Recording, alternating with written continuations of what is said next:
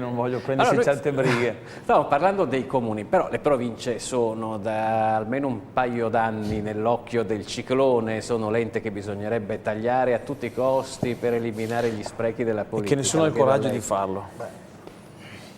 O sì o no, insomma, che si decidano. Allora, il problema è innanzitutto che si devono decidere se farlo. questo Onestamente anche nell'ultimo Però decreto... diciamo la verità, voi siete tra l'altro di opinioni diverse politicamente, le resistenze sono bipartisan.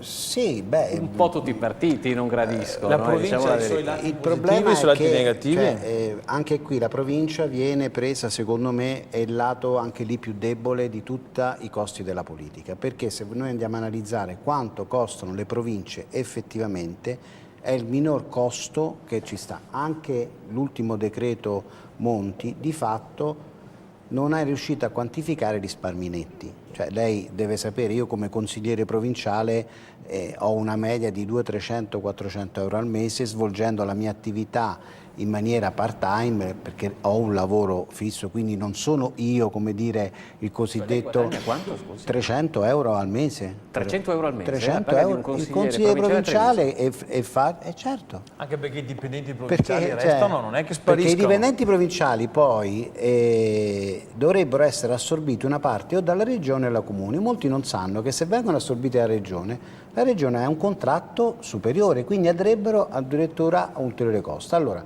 io quello che dico, si decidano su queste province che cosa fare, perché le province di fatto stanno morendo anche loro in quanto sono cessati i trasferimenti e nello stesso tempo quindi edilizia scolastica, strade, trasporti non hanno la possibilità in nessun modo di avere, ma in tutte le province d'Italia.